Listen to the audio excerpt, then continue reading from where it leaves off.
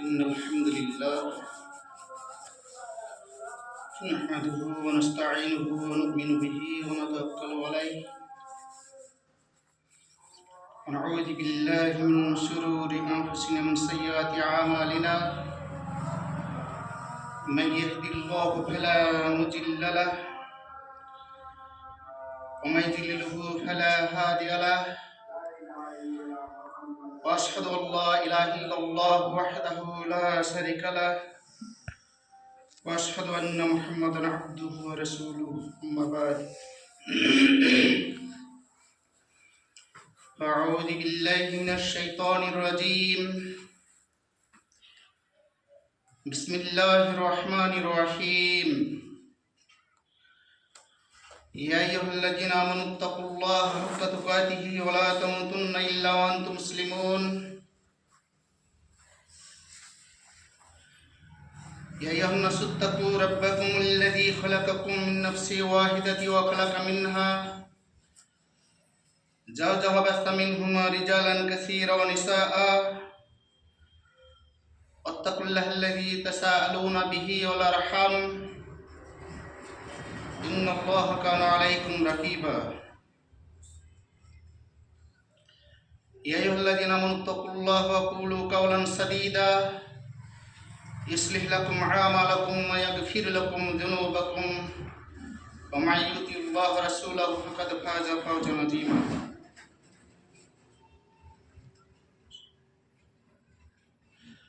قاف والقرآن المجيد بل عجبوا أن جاءهم منذر منهم فقال الكافرون هذا شيء عجيب أإذا متنا وكنا ترابا ذلك رجع بعيد قد علمنا ما تنقص الأرض منهم لدينا كتاب حفيظ بل كذبوا بالحق لما جاءهم فهم في أمر مريج أفلم ينظروا إلى السماء فوقهم كيف بنيناها زيناها ما لها من فروج والأرض مددناها ولقينا فيها رواسي وأنبتنا فيها من كل زوج بهيج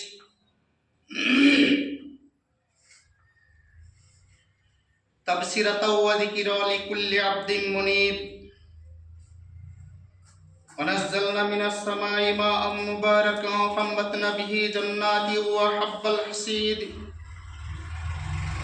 والنخل باسقات لا طلع نضيد رزقا للعباد وأحيينا به بلدة ميتا كذلك الخروج كذبت قبلهم قوم نوح وأصحاب الرس وثمود وعاد وفرعون وإخوان لوط وأصحاب الأيكة وقوم تبع كل كذب رسوله حق وعيد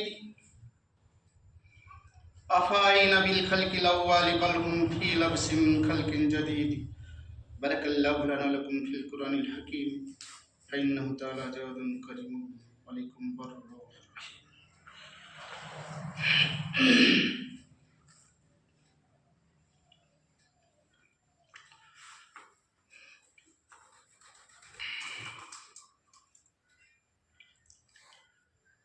الحمد لله رب العالمين والعاقبة للمتقين والصلاة والسلام على رسوله الكريم أما بعد أعوذ بالله من الشيطان الرجيم بسم الله الرحمن الرحيم وما خلقت الجن والإنس إلا ليعبدون সামনেটা পূরণ করে বসো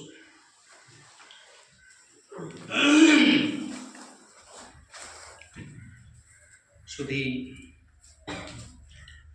মুসল্লিবৃন্দ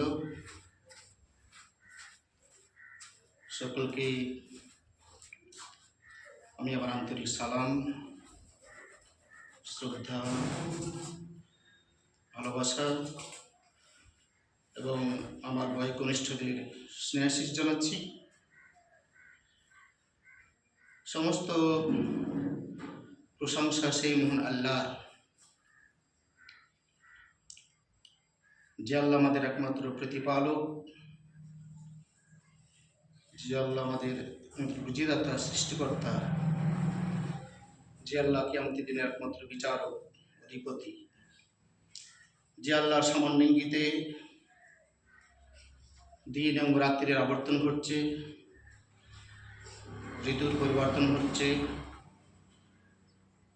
যে আল্লাহর সামান্য ইঙ্গিতে সূর্য পূর্ব দিকে উদিত হয় এবং পশ্চিম দিকে অস্তমিত হয়, সে আল্লাহর আসন সংক্ষেপে প্রশংসা করি, সকলে বলি আলহামদুলিল্লাহ। ঠিক তারপরে আল্লাহ প্রেরিত রসুল, সর্বশেষ এবং সর্বশ্রেষ্ঠ নবী, নবিকুল শিরোমণি, মুক্তিপথের অগ্রদূত, সত্যের দিশারি হযরত আহমদ মুস্তফা মোহাম্মদ মুস্তফা সাল্লাল্লাহু আলাইহি সাল্লামের প্রতি অসংখ্য দরুদ ও সালাম বর্ষিত হোক। সকলে বলুন আমিন। আল্লাহুম্মা আমিন।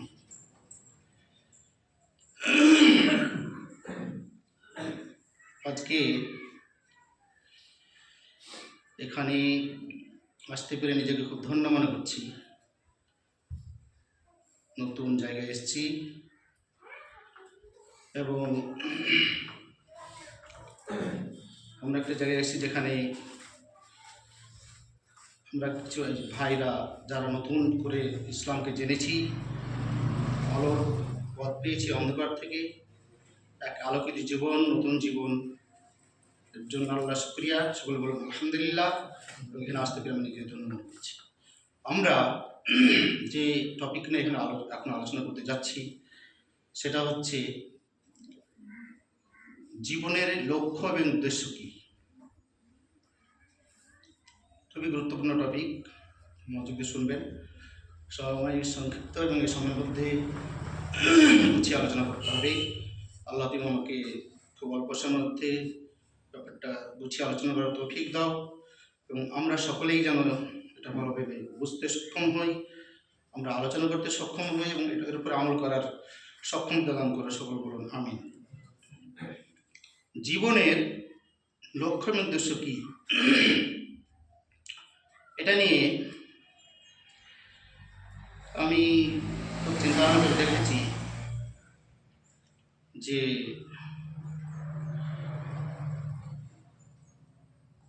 একদম খুব সাধারণ মানুষ থেকে শুরু করে যারা খেটে খাওয়া সাধারণ মানুষ, যে শ্রমজীবী মানুষ, রিক্সা চালক, ভ্যান চালক থেকে শুরু করে সে পৃথিবীর সেরা বুদ্ধিজীবী, দার্শনিক, বিজ্ঞানী, রসায়নবিদ, পদার্থবিদ, কলামিস্ট, নেতা, মন্ত্রী,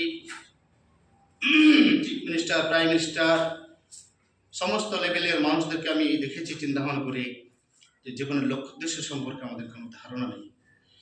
এ সম্পর্কে না কোনো চেতনা আছে, না কোনো চিন্তা আছে, না আমাদের কোনো এসব ব্যাপারে কোনো ধ্যান ধারণা আছে।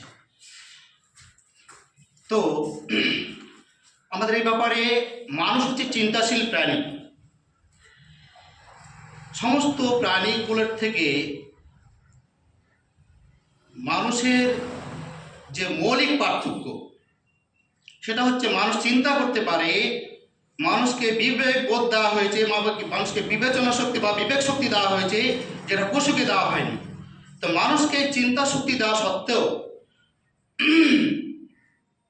একটা কুকুর সেও সন্তান উৎপাদন করে, সেও তার সন্তানদের দুধ পান করে, লালন পালন করে, কিন্তু ওর বাচ্চাটা কি হবে, সে হাফেজ হবে না কারি হবে না ডাক্তার হবে না কি হবে, এইসব সম্পর্কে ওর কোনো চিন্তাধারা নেই। কোনো কুকুরের নেই, কোনো প্রাণীর নেই, কিন্তু সেও তার বাচ্চাদের দুধ পান করায়, লালন পালন করে এবং তাদের প্রতি দয়ামায়াও আছে। মৌলিক পার্থক্য হচ্ছে মানুষ বিবেক সম্পন্ন, চিন্তা শক্তি আছে এদেরকে, কিন্তু মানুষ এই চিন্তা সম্পন্ন হওয়া সত্ত্বেও বিবেক শক্তি এদেরকে বিবেচনা হবে, বিবেক শক্তি দেওয়া সত্ত্বেও যদি সে বিবেককে কাজে না লাগায় তাহলে সে পশুর চেয়ে অধম। এসব এটা একটা আলাদা টপিক, এ সম্পর্কে অসংখ্য আয়াত রয়েছে। এখন আমাদেরকে চিন্তা করতে হবে যে পৃথিবী নামক এই গ্রহে আমাদেরকে আল্লাহ তাআলা সৃষ্টি করেছেন। এই পৃথিবীতে কেউ আমরা নিজের ইচ্ছে আসেনি, আল্লাহ তাআলা আমাদেরকে পাঠিয়েছেন, এখানে সৃষ্টি করেছেন। তার আগে আমরা মানুষরা যাতে এখানে বসবাস করতে পারি, বসোপযোগী হয়, তার জন্য অনেক উপাদান আল্লাহ তাআলা এখানে সৃষ্টি করেছেন। কিছু মৌলিক উপাদান আছে যেগুলো ছাড়া আমরা মানুষরা একটা মুহূর্ত বেঁচে থাকতে পারি না। মাটি, পানি, বায়ু, আলো, বাতাস, আগুন, অক্সিজেন, এইসব মৌলিক উপাদান। এগুলো ছাড়া আমরা একটা মুহূর্ত বেঁচে থাকতে পারি না। পৃথিবী থেকে যদি 1 সেকেন্ডের জন্য অক্সিজেন আউট হয়ে যায়, আমরা কেউ বেঁচে থাকতে পারবো না। তাহলে এবং এটা নিয়ে যদি আরো গভীর চিন্তা ভাবনা করা যায়, তাহলে আমরা দেখব যে মানুষ ছাড়া বিশ্ব ব্রহ্মাণ্ডে যত কিছু সৃষ্টি করা হয়েছে সমস্ত কিছুই মানুষের জন্য। পাহাড়, পর্বত, নদী, নালা, সৌরজগৎ, চন্দ্র, সূর্য, গ্রহ, নক্ষত্র, গ্যালাক্সি, যত যা কিছু সব কিছুই সৃষ্টি করা হয়েছে মানুষের কল্যাণের জন্য। রোদ না হলে আপনি বাঁচতে পারবেন? সূর্যের তাপ না হলে? সূর্যের তাপ না হলে আমরা খুব অতিষ্ঠ হয়ে উঠছি। এমনকি ফেরেশতাদেরকেও সৃষ্টি করা হয়েছে মানব জাতির কল্যাণের জন্য। এখন অনেকে প্রশ্ন করতে পারে যে অনেক কিছুই হিংস্র প্রাণী আছে, ক্ষতিকর কীট পতঙ্গ আছে, এদেরকে কি ভালোর জন্য সৃষ্টি করা হয়েছে? মানুষের কি কল্যাণের জন্য? দুষ্টু প্রকৃতির কিছু মানুষ প্রশ্ন করতেই পারে। এগুলাও মানুষের কল্যাণের জন্য সৃষ্টি করা হয়েছে। আপাত দৃষ্টিতে মনে হচ্ছে, এটার একটা উত্তর দিয়েই দিই দু একটা। আপাত দৃষ্টিতে মনে হচ্ছে যেগুলো হয়তো ক্ষতিকর, কিন্তু এগুলোকে যদি অ্যানালাইসিস করা যায়, এগুলো সম্পর্কে যদি আমাদের কিছু মানে সমীক্ষা থাকে, পড়াশোনা থাকে, স্টাডি থাকে, তাহলে আমরা এর উত্তর পেয়ে যাব। কুকুর হিংস্র প্রাণী, কিন্তু কুকুরের দুধ থেকে ওষুধ তৈরি হয়। একটা ওষুধ আছে ল্যাককানাইনাম হোমিওপ্যাথিতে, যে ওষুধটা কুকুরের দুধ থেকে তৈরি হচ্ছে। এর অনেক উপকারিতা রয়েছে। সাপ বিষধর কীট, সাপের বিষ থেকে ল্যাকিসিস নামে একটি মেডিসিন তৈরি হচ্ছে, যা অনেক জীবনদায়ী ওষুধ তৈরি হচ্ছে। অনেক অনেক কমপ্লিকেটেড ডিজিজের থেকে মানে অনেক কমপ্লিকেটেড ডিজিজ, অনেক জটিল রোগে এগুলো অ্যাপ্লাই করা হয়। এর বলতে গেলে অনেক কথা, আপনি একটু অ্যানালাইসিস করেন এগুলো নিয়ে, দেখুন অনেক উপকারিতা বেরিয়ে আসবে। ছাড় পোকা, অমুক তমুক, মশা মাছি সব কিছু। আপনি ডাস্টবিনের যে পোকাগুলো আছে তারও উপকারিতা রয়েছে, এগুলো নিয়ে আপনাকে ঘাটাঘাটি করতে হবে। এখন আমাদের প্রশ্ন যে এত কিছু আয়োজন, আল্লাহ তাআলার এত কিছু, এই যে আয়োজন মানুষের জন্য, তো মানুষকে কি জন্য সৃষ্টি করা হয়? আল্লাহ একটা মহান সত্তা, এমনি খামোখা তো আয়োজন করলেন? আল্লাহ তাআলা খামোখায় মানুষকে সৃষ্টি করলেন? এখন এই সব ব্যাপারগুলো নিয়ে আমাদেরকে যা কিছু একটু শেখানো হয়েছে, জেনারেশন টু জেনারেশন। আপনি কোনো আপনার এলাকার খুব ব্রিলিয়ান্ট ছাত্রকে জিজ্ঞেস করুন যে তোমার জীবনের লক্ষ্য উদ্দেশ্য কি, তাহলে সে বলবে যে আমার জীবনের লক্ষ্য উদ্দেশ্য আমি পৃথিবীর সেরা ডাক্তার হতে চাই, কিংবা পৃথিবীর সেরা আমি জার্নালিস্ট হতে চাই, কেউ বলবে আমি প্যাথোলজিস্ট হতে চাই, ইত্যাদি ইত্যাদি। মানে এগুলাকে ওকে তোতা পাখির মধ্যে শেখানো হয়েছে। আমার চিন্তা ভাবনা তাই, আমার জেনারেশনকে তাই শেখাচ্ছি, সে তার জেনারেশনকে তাই শেখাবে। এইভাবে জেনারেশন টু জেনারেশন, প্রজন্মের পর প্রজন্ম একই ট্র্যাডিশন চলে আসছে। আমাদের এই করতে হবে, এই হতে হবে, এই হতে হবে, সব পার্থিব ব্যাপার নিয়ে আমাদের চিন্তা ভাবনা। আমরা বলি যারা ধর্ম পালন করে তাদেরকে বলে সংকীর্ণ দৃষ্টিমুখের মানুষেরা। এরাই হচ্ছে যারা শুধু পৃথিবী নিয়ে শুধু বৈশাখ চিন্তা ভাবনা আছে, এরাই হচ্ছে সবচেয়ে বেশি সংকীর্ণ মানের, যাদের দৌড়টা হচ্ছে শুধু পৃথিবী পর্যন্ত।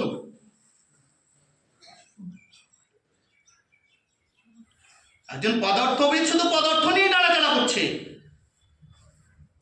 হ্যাঁ, এদেরকে বলা হয় চিন্তাবিদ, হ্যাঁ পদার্থবিদ, রসায়নবিদ, হ্যাঁ স্যালুট করা হয় খুব। কিন্তু এসব বিদ, এসব বিজ্ঞ, এসব বিজ্ঞানী, দার্শনিক, এসব রসায়নবিদ, এদের চিন্তা ভাবনা জীবনের লক্ষ্য সম্পর্কে কোনো ধারণা নেই। আমরা কি কখনো চিন্তা ভাবনা করেছি যে আমরা কেন খাই এবং পান করি? আমরা কি কখনো চিন্তা ভাবনা করেছি যে আমরা কেন অক্সিজেন গ্রহণ করি? আপনি কোনো সাধারণ মানুষকে জিজ্ঞেস করলে কোনো উত্তর নেই। আপনার আপনার এই এলাকার সবচেয়ে কেউ কটা, আপনার এলাকার সবচেয়ে বুদ্ধিজীবী, তাকে জিজ্ঞেস করলে হয়তো এতটুকু বলবে। কেন? আমরা এর জন্য খাই পান করি, জীবন ধারণ করার জন্য। আমরা জীবন ধারণ করার জন্য খাই পান করি, আমরা এর জন্য অক্সিজেন গ্রহণ করি যাতে জীবন ধারণ করতে পারি। তো সাধারণ মানুষের চেয়ে একটু রেঞ্জ মানে গ্রেডটা একটু উপরে, যে শুধু এতটুকু বলতে পারছি যে আমি খাই পান করি এর জন্যই, অক্সিজেন গ্রহণ করে এর জন্য যাতে জীবন ধারণ করতে পারি। কিন্তু তাকে যদি আবার ঘুরিয়ে জিজ্ঞেস করা হয় যে জীবন ধারণ কেন করব, কেন জীবন ধারণ করব, জীবনটা কি জন্য, কিসের জন্য জীবন, কেন জীবন ধারণ করব? খাবো দাবো, খাবো পান করবো জীবন ধারণ করার জন্য, অক্সিজেন গ্রহণ করবো জীবন ধারণ করার জন্য, কিন্তু কেন জীবন ধারণ করবো, কি জন্য জীবন ধারণ করতে হবে, কিসের জন্য জীবন? এর উত্তর আর নেই ওর কাছে। ওই পর্যন্তই, জীবন ধারণ কেন করবো, কিসের জন্য জীবন, এ নিয়ে আমাদের খুবই চিন্তা ভাবনা করা দরকার। খুবই টাফ বিষয় এটা। এখন সময় কম, 45 শেষ টাইম টেবল। এখন উত্তরটা আমাদের খুব তাড়াতাড়ি গুছিয়ে নিতে হবে।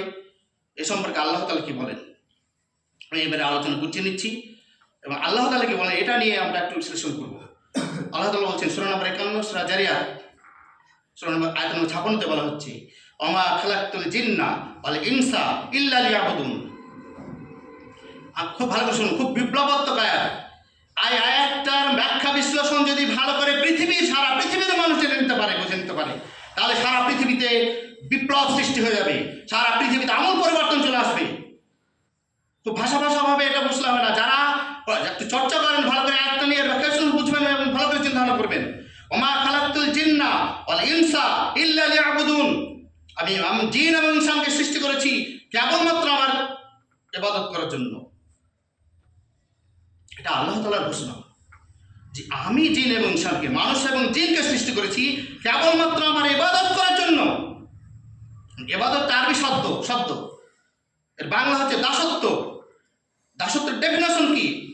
ফার্স্ট ডেফিনেশন অফ ইবাদত, এর ডেফিনেশন হচ্ছে একদম সহজ বাংলা,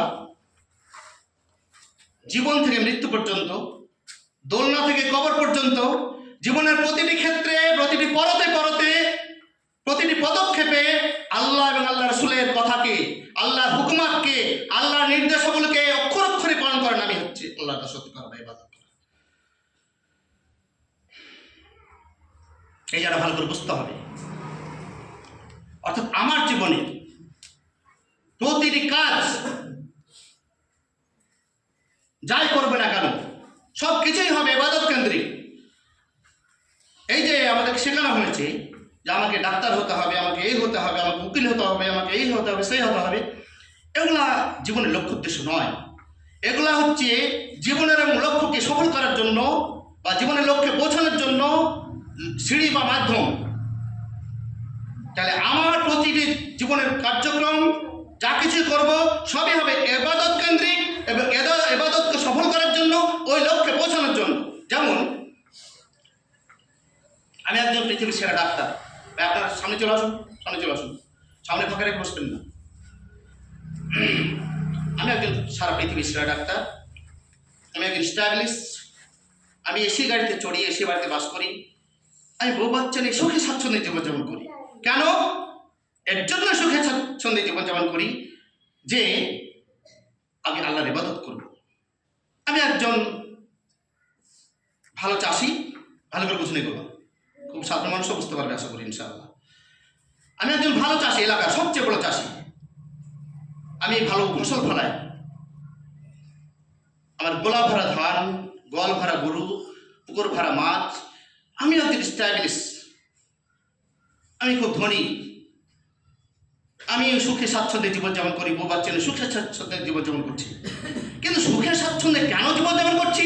এর জন্যই যে আল্লাহর ইবাদত করবো। আমি সুখে স্বাচ্ছন্দ্যে জীবনযাপন করে আমি আল্লাহর ইবাদত করবো। আমি পৃথিবীর একজন সবচেয়ে সেরা ব্যবসায়ী, আমিও একই কথা, আমি স্টাবলিশ, আমিও খুব ধনী, সুখে স্বাচ্ছন্দ্যে জীবনযাপন করছি। এর জন্য সুখে স্বাচ্ছন্দ্যে জীবনযাপন করছি, যাতে সুখে স্বাচ্ছন্দ্যে জীবনযাপন করার মাধ্যমে আমি আল্লাহর ইবাদত ভালোভাবে করতে পারি। অর্থাৎ আমি যাই করব সেটা আমার ইবাদতকে কেন্দ্র করে, ইবাদত কেন্দ্রিক, ইবাদতকে সফল করার জন্য, ওই লক্ষ্যে পৌঁছানোর জন্য। অর্থাৎ আমার ইবাদত, আমার ব্যবসা, আমার চাষবাস, আমার ডাক্তারি, আমার সমস্ত কিছু, সব কিছু হবে ইবাদতকে সফল করার জন্য, ইবাদতকে ওই লক্ষ্যে পৌঁছানোর জন্য। আর এইটা যখন করবো, অর্থাৎ ইবাদতকে সামনে রেখে ইবাদতকে সফল করার জন্য যখন আমি প্রতিটি কাজ করব, তখন সবটাই হবে ইবাদত। সেটা যে আল্লাহ এবং আল্লাহ নির্দেশ অনুযায়ী হয়। অর্থাৎ আমি ঘুমোচ্ছি, রাত্রে আল্লাহুম্মা বিসমিকা আমতু ওয়া আহইয়া বলে দোয়া পড়ে শুয়ে গেলাম, ডান কাঁধে শুলাম, সারা রাত ঘুমোচ্ছি, ইবাদত হচ্ছে। উঠলাম আবার দোয়া পড়ে, অর্থাৎ আমি খাবো বিসমিল্লাহ বলে, খাওয়া শেষে আল্লাহুম্মা আহইয়ানা বা'দা ওই আল্লাহুম্মা বারিক ফীহি ওয়া আত'ইমনা খায়রাম মিনহু। অর্থাৎ যা কিছু করবে ইসলামী নীতি এবং আদর্শ মেনে সব কিছু হবে ইবাদত। অর্থাৎ আমার ঘুম থেকে জাগা, আমার জীবন, আমার মৃত্যু, আমার বিয়ে শাদী, আমার সন্তান উৎপাদন, আমার সন্তান প্রতিপালন, আমার পশুপালন, আমার চাষবাস, আমার ব্যবসা, আমার চাকুরি, আমার মন্ত্রিত্ব, আমার নেতৃত্ব, আমার রাষ্ট্রনীতি, আমার সমাজনীতি, আমার অর্থনীতি, আমার পররাষ্ট্রনীতি, আমার প্রশাসন বিভাগ, আমার পঞ্চায়েত, আমার অ্যাসেম্বলি, আমার পার্লামেন্ট, আমার সব কিছুই হবে আল্লাহর ইবাদত। সব ক্ষেত্রে আল্লাহ দাসত্ব প্রতিষ্ঠিত হবে, সব ক্ষেত্রে আল্লাহর নির্দেশ মেনে হবে। প্রতিটি ক্ষেত্রেই যদি আল্লাহর দাসত্ব প্রতিষ্ঠিত হয়, তাহলে সারা পৃথিবীতে শান্তি প্রতিষ্ঠিত হবে, সারা পৃথিবীতে শান্তি বিরাজ করবে। কিন্তু আজকে সারা পৃথিবীতে এত অশান্তি, এত খুনোখুনি, এত সন্ত্রাস, এত নৈরাজ্য, তার একটাই কারণ, সেটা হচ্ছে সারা পৃথিবীতে আজকে আল্লাহর দাসত্ব প্রতিষ্ঠিত হয়নি, আল্লাহর ইবাদত প্রতিষ্ঠিত হয়নি। যার কারণে আজকে অশান্তির দাবানল হয়েছে, অশান্তির আগুন দাও দাও করে জ্বলছে। সারা পৃথিবীর মানুষ আজকে শান্তি করে ত্রাই ডাক ছাড়ছে, কিন্তু আসল শান্তির যে কাজ সেটাই তো নেই। যতক্ষণ পর্যন্ত সারা পৃথিবীতে দাসত্ব প্রতিষ্ঠিত হতে না পারছে, আমাদের ব্যক্তিগত জীবনে, আমাদের পারিবারিক জীবনে, আমাদের রাষ্ট্রীয় জীবনে, আমাদের সমাজ জীবনে, যতক্ষণ পর্যন্ত আল্লাহ দাসত্ব প্রতিষ্ঠিত না হচ্ছে, ততক্ষণ পর্যন্ত শান্তি আশা করা সম্ভব না। এই কথাটাই আল্লাহ তাআলা সবাই কাছে আসছে। সারা পৃথিবীর মানুষকে যে আল্লাহ দাসত্ব এটাই নির্দেশ দেওয়া হয়েছে, এটাই স্পষ্ট করে বলছেন সূরা নম্বর 98, সূরা আল বাইনা আয়াত নম্বর 5 বলা হচ্ছে, ভালোভাবে শোনা আয়াতগুলো। ওয়ামা উমিরু ইল্লা লিয়াবুদুল্লাহ মুখলিসিনা লাহুদ্দিন হুনাফা ওয়া ইউকিমুস সালাতা ওয়া ইউতুজ যাকাতা ওয়া যালিকা দীনুল কাইয়্যিমা। এই সাংঘাতিক আয়াত শুনুন ভালো করে। ওয়ামা উমিরু ইল্লা লিয়াবুদুল্লাহ মুখলিসিনা লাহুদ্দিন হুনাফা, আমি এটা ছাড়া ওদেরকে কোনো হুকুমই দিইনি। ওয়ামা উমিরু ইল্লা লিয়াবুদুল্লাহ মুখলিসিনা লাহুদ্দিন হুনাফা ওয়া হুনাফা, আমি এটা ছাড়া কোনো নির্দেশই দিইনি যে তারা বিশুদ্ধ চিত্তে একাগ্রতার সঙ্গে আল্লাহর দিকে মুখ ফিরিয়ে তারই দাসত্ব করবে। এটা ছাড়া কোনো নির্দেশ দেওয়া হয়নি। একাগ্রতার সঙ্গে আল্লাহর দিকে মুখ ফিরিয়ে বিশুদ্ধ চিত্ত বলতে কি বোঝাচ্ছে?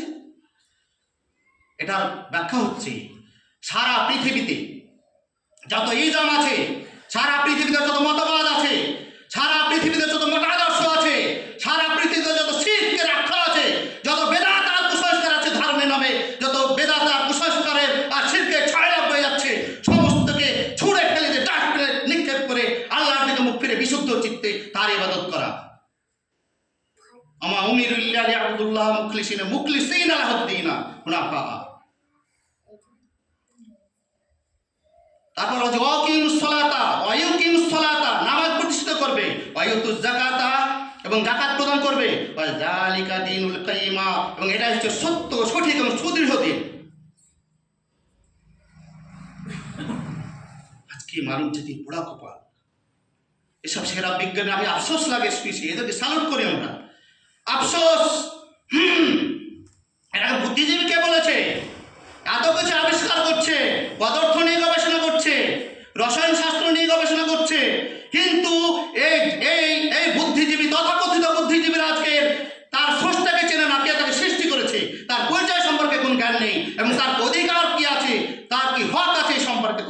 ধারণা নেই, কোনো কনসেপ্ট নেই। মানব জাতির আজকে পোড়া কপাল। আজকে সারা পৃথিবীর মানুষ রাত্রে শুয়ে একটু ভাববেন যে ক্রমশ খুব ঊর্ধ্বশ্বাসে খুব দ্রুত গতিতে গোটা মানব জাতি জাহান্নামের দিকে ছুটছে, ধেই ধেই করে ছুটছে। কত দ্রুত গতিতে সারা পৃথিবীর মানুষ এই তথাকথিত বুদ্ধিজীবীরা জাহান্নামের দিকে ঊর্ধ্বশ্বাসে ছুটছে। আপনি ভেবেছেন, একটু চিন্তা ভাবনা করেছেন?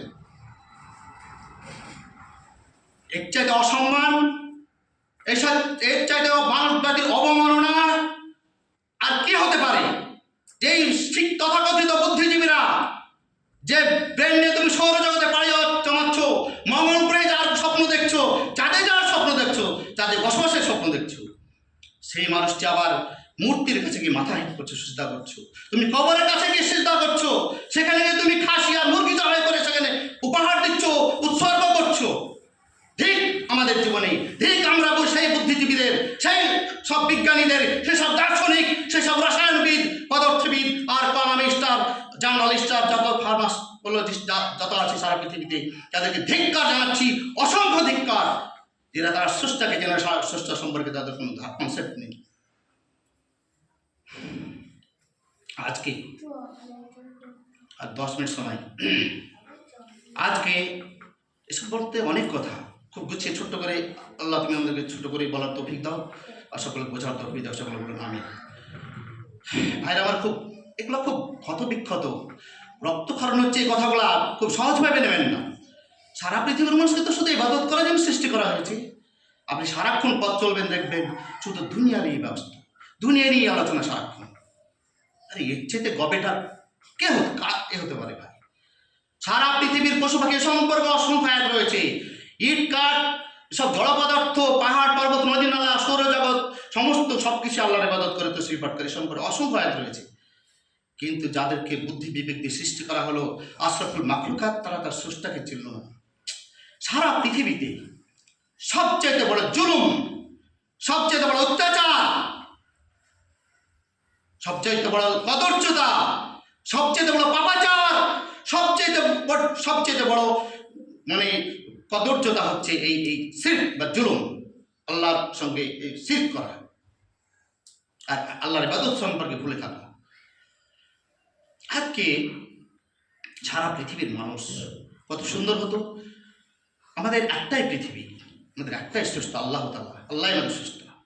আমরা যদি এক আল্লাহকে চিনতাম, সারা পৃথিবীর মানুষ এক আল্লাহর ইবাদত হতো, একটাই স্লোগান হতো লা ইলাহা ইল্লাল্লাহ, আল্লাহ ছাড়া কোনো সৃষ্টিকর্তা নেই, আল্লাহ ছাড়া কোনো প্রতিপালক নেই, আল্লাহ ছাড়া কোনো আবেদ নেই, ইবাদত করার কেউ নেই।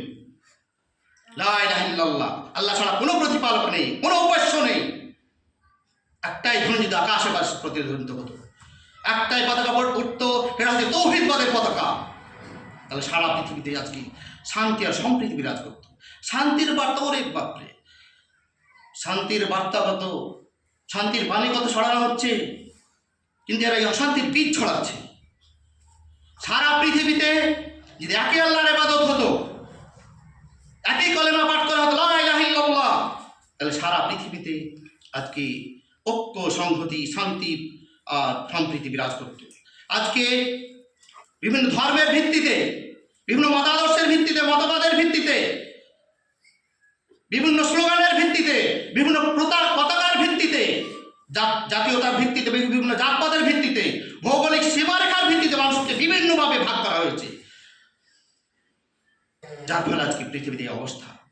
কিন্তু সারা পৃথিবীতে একটাই জাতি, সেটা হচ্ছে মানব জাতি। কথা আল্লাহ তাআলা বলছেন, সময় শেষ হতে যাচ্ছে। সূরা নম্বর 21, সূরা আল আম্বিয়া, আয়াত নম্বর 92 বলা হচ্ছে, ভালো করে শুনুন, ইন্না হাদিহি উম্মাতুকুম উম্মাতান ওয়াহিদাতান ওয়া আনা রাব্বুকুম ফা'বুদুন। তোমাদের এই উম্মাহ, তোমাদের এই জাতি, তোমরা একটি জাতি, ওয়া আনা রাব্বুকুম, এবং আমি তোমাদের রব, ফা'বুদুন, অতএব তোমরা আমারই ইবাদত করো। কত সুন্দর কথা। আল্লাহ তো শুধু বলছে তোমরা একটাই জাতি, হে মানব জাতি, তোমরা একটি উম্মাহ, একটি জাতি, কত সুন্দর কথা। ওয়া আনা রাব্বুকুম, এবং আমি তোমাদের প্রভু, ফা'বুদুন, অতএব তোমরা আমারই ইবাদত করো। কিন্তু আমরা ডাক দিচ্ছি, এসো হে বাঙালি, এসো হে জৈন, এসো হে বৈধ, এসো খ্রিস্টান, এসো হিউন, এসো হে কোলভিল, এসো হে মন্ডা। কিন্তু না,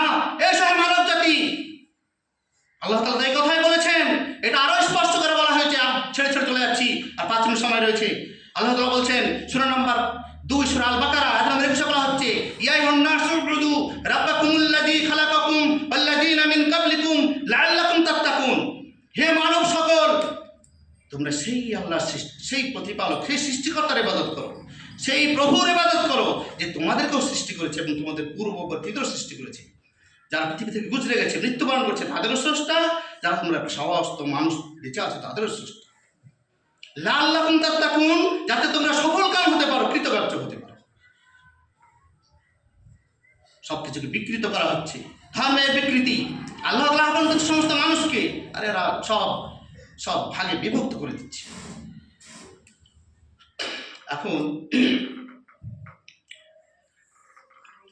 আমি শুধু একটু বলতে চাই, এখন এই পর্যন্ত যে আলোচনা হলো তার টেস্ট হচ্ছে আমাদের জীবনের লক্ষ্য উদ্দেশ্য হচ্ছে আল্লাহ দাসত্বকে প্রতিষ্ঠা করা। আমার জীবনের প্রতিটি ক্ষেত্রে দাসত্ব প্রতিষ্ঠা কিভাবে করা যায়, কতটুকু আমাদের দাসত্ব করতে হবে, কেমনভাবে করতে হবে, কীরকম হওয়া উচিত, তার একটা দৃষ্টান্ত খুব তাড়াতাড়ি বলে শেষ করছি। অনেক লম্বা ঘটনা। পৃথিবীতে অনেক নবী রাসূলের আবির্ভাব ঘটেছে পৃথিবী যুগে যুগে। যেমন একজন মহান নবী ছিলেন, বিখ্যাত নবী ছিলেন ইব্রাহিম আলাইহিস সালাম। তিনি যখন বার্ধক্য উপনীত হলেন, প্রায় 80 বছর বয়সে উত্তীর্ণ হয়ে গেল, তখন পর্যন্ত তার কোনো সন্তান জন্মগ্রহণ করেনি, সন্তান হয়নি। তিনি আফসোস করতে লাগলেন যে আমার এই মিশনকে, এই তৌহিদবাদের মিশনকে, আমি যে একত্ববাদের বাণী ছড়াচ্ছি, এই মিশনটা কে চালাবে? আমাদের চিন্তা ভাবনা নবীদের চিন্তা ভাবনা কত আকাশ পাতাল ফারাক। আমাদের যদি কেউ মানে সন্তানাদি না থাকে, আমার অনেক প্রপার্টি আছে, তাহলে আমি এটা চিন্তা করবো আমার প্রপার্টিকে দেখবে। আর ইব্রাহিম আলাইহিস সালাম এটা লক্ষ্য করুন যে আমি মরে গেলে আমার এই তৌহিদবাদের, এই একত্ববাদের মিশনটাকে কে চালাবে? কত মহান চিন্তা ভাবনা দেখেছেন। তো যাই হোক, তিনি আল্লাহর কাছে ফরিয়াদ করতে লাগলেন যে রব্বি হাবলি মিনাস সালিহিন, হে আমার প্রভু, তুমি আমাকে একটা সুসন্তান দান করো। তাকে একটা সুসন্তান দেওয়া হলো। সংক্ষেপে বলছি, ইসমাইলের জন্ম হলো। কি সুন্দর চেহারা, সেও তো পরবর্তীকালে তিনিও নবী হয়েছিলেন। কি সুন্দর সে ইব্রাহিম আলাইহিস সালাম তাকে কোলে নিয়ে তার মানে আনন্দের জোয়ার আসলো, আনন্দের ঢেউ বন্যা বয়ে গেল। কি সুন্দর ঠোঁট, কি সুন্দর নাক, কি সুন্দর চোখ, কি সুন্দর ভ্রু, কি সুন্দর তার চেহারা। কিন্তু এই ফুটফুটে শিশুটাকেই আবার আল্লাহ তাআলা হুকুম দিলেন যে তুমি মা হাজরাকে আর শিশুপুত্র ইসমাইলকে রেখে এসে নির্বাসন। শুনুন, শুধু গল্প নয়, এগুলো বলতে তো খুব ভালো লাগে, কিন্তু বলা যত সব ভালো করে হৃদয়ে গাঁথুন, রাত্রে শুয়ে ভাববেন যে কত হৃদয় বিতরক ঘটনা। এই ঘটনাগুলো বলা যত সহজ, বাস্তবে ঘটনা যে ঘটেছে সে কত সাংঘাতিক ব্যাপার। আল্লাহ নবী বলছেন না কোনো কিন্তু নেই, কোনো কিন্তু নেই, হে আমার রব, তুমি তো অনেক চাওয়ার পরে, অনেক সাধনার পরে একটা সন্তান দিলে, তারপরে তুমি কদিন যেতে না যেতে আবার নির্বাসনে রেখে আসতে বলছো। কোনো প্রশ্ন সঙ্গে সঙ্গে রেখে চলে আসছে। সে একটি টিলার উপরে রেখে চলে আসছেন মিনা প্রান্তরে, যেখানে কোনো পানির ব্যবস্থা নেই, খাবারের ব্যবস্থা নেই, কোনো জনপ্রাণী নেই, কোনো বস্তি নেই, জনবস্তি নেই, কিচ্ছু নেই, রেখে চলে আসছেন চুপচাপ। মা হাজেরা বলছেন কি ব্যাপার, আমাদেরকে এরকম একটা জায়গায় যেখানে কোনো জনবস্তি নেই, কোনো খাবারের ব্যবস্থা নেই, পানির ব্যবস্থা নেই, এরকম একটা সংকটপূর্ণ জায়গা রেখে চলে যাচ্ছেন, কি ব্যাপার? তিনি তো নবীর পত্নী ছিলেন, বলে যাচ্ছেন, কিছু বলছেন না, তখন চিৎকার দিয়ে বলছেন, ইয়া ইব্রাহিম, আপনি আমাদেরকে এইভাবে রেখে চলে যাচ্ছেন কেন? তাহলে আপনি কি কোনো আল্লাহর আদেশ পেয়েছেন? ইব্রাহিম আলাইহিস সালাম পিছন থেকে তাকিয়েও না তাকিয়ে শুধু একটা সূচক শব্দ করলেন। একবার ফেরার দেখেও নিচ্ছেন না যে আমার শিশুপুত্র ইসমাইলকে কলেজে টুকরে কারবার দেখে চলে যাচ্ছে। অনেক জল গড়ালো। ইসমাইল যখন কৈশোরে পদার্পণ করলেন, 11-12 বছর বয়সে কিশোর, তখন স্বপ্নাদেশ হচ্ছে তাকে কুরবানি করার। মা হাজরাকে গিয়ে বললেন, তুমি তোমার ইসমাইলকে একটু সাজিয়ে দাও, নিয়ে যাচ্ছেন। যেতে বলছেন, ইয়া বুনাইয়া, হে আমার প্রিয় পুত্র, আমি এরকম স্বপ্নে দেখলাম, তুমি বলতে পারো আমার কি করা উচিত? যেমন পিতা তেমনি পুত্র। ইসমাইল বলছে, ইসমাইল আলাইহিস সালাম, জি আব্বি, হে আমার পিতা, আপনি তাই করুন যা আমার এবং আপনার প্রভু আদেশ করেছেন। ওহ আল্লাহ, ভালো করে ভাবুন। ইব্রাহিম আলাইহিস সালাম তাকে বুকে জড়িয়ে ধরে গদগদ কণ্ঠে বললেন, হে আমার প্রিয় পুত্র, তুমি আমার কত উত্তম সাহায্যকারী। এই হচ্ছে মিনা প্রান্তর, চারিদিকে ধুধু করছে বালি, জনমানবহীন বিস্তীর্ণ বালুকারাশি, এই সেই বিনাক্রান্ত একটা অসাধারণ ঘটনা ঘটতে যাচ্ছে, যে ঘটনা এর আগে কোনদিন ঘটেনি, ভবিষ্যতে হয়তো আর কোনদিন ঘটবে না। এই হচ্ছে ইব্রাহিম আলাইহিস সালাম, 80 বছরের বৃদ্ধ, তার কলেজার টুকরোকে আল্লাহর কাছে উৎসর্গ করার জন্য হাজির হয়ে গেছে।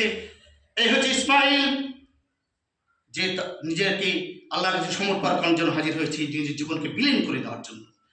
এই ইসমাইল তার মায়ের কোলে আর কোনদিন ফিরে যাবে না, মায়ের বুকে আর কোনোদিন আছড়ে পড়বে না গিয়ে, মা ডাকলে তাকে আর কোনদিন ছাড়া পাবে না, মায়ের কাছে আর কোনোদিন ফিরে যাবে না। ইব্রাহিম আলাইহিস সালাম ছুরি চালাচ্ছেন, কিন্তু ইসমাইল আলাইহিস সালাম একটু পছন্দ করছে না।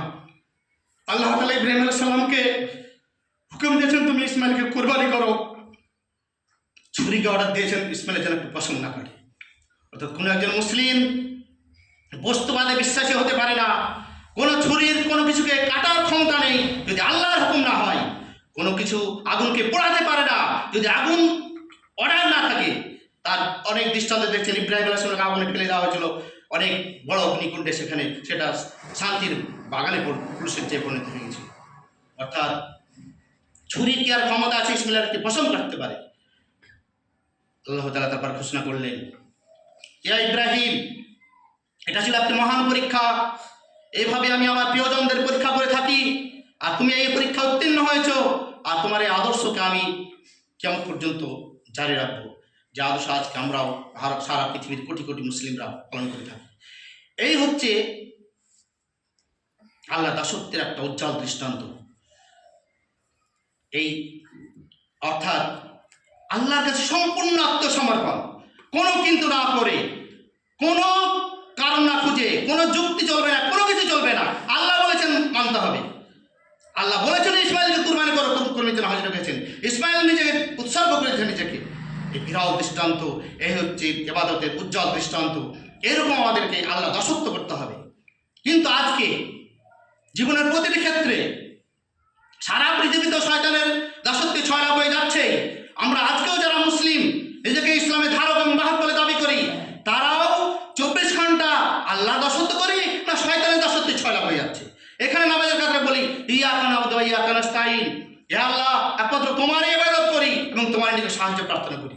কিন্তু বাইরে গিয়ে প্রতিটি ক্ষেত্রে সুদে, ঘুষে, জেনায়, অশ্লীলতায়, সমস্ত পাপাচারে হাবুডুবু খাচ্ছি, পাপাচারে ছয়লাভ হয়ে যাচ্ছে, শয়তানের দাসত্বে ছয়লাভ হয়ে যাচ্ছে। আর আমরা শুধু কিন্তু কিন্তু করে শেষ করে দিচ্ছি। আপনি মৌলভী সাহেব জেনার বিরুদ্ধে বলছেন, কিন্তু অশ্লীলতার বিরুদ্ধে বলছেন, কিন্তু সুদের বিরুদ্ধে বলছেন, কিন্তু কজন মানছে, এই সবের বিরুদ্ধে বলছেন, কিন্তু কিন্তু কিন্তু করে আমরা সব শেষ করে দিলাম। ইসলাম থেকে আমরা যতন যতন করি।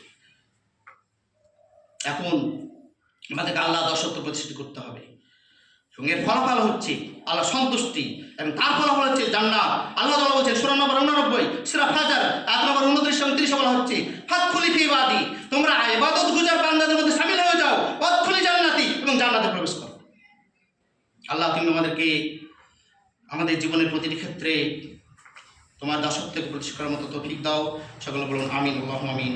ওয়া মা আলাইনা ইল্লাল বালাগ। আল্লাহুম্মা সাল্লি আলা মুহাম্মাদি ওয়া আলা মুহাম্মাদ কামা সাল্লাইতা আলা ইব্রাহিম ওয়া আলা ইব্রাহিম ইন্নাকা হামিদুম মাজিদ। আল্লাহুম্মা বারিক আলা মুহাম্মাদি ওয়া আলা মুহাম্মাদ কামা বারাকতা আলা ইব্রাহিম ওয়া আলা ইব্রাহিম ইন্নাকা হামিদুম মাজিদ। ওয়াজকুরুল্লাহ ইয়াযকুরুকুম ওয়াদউহু ইয়াস্তাজিব লাকুম ওয়া লা যিকরুল্লাহি তাআলা আলা।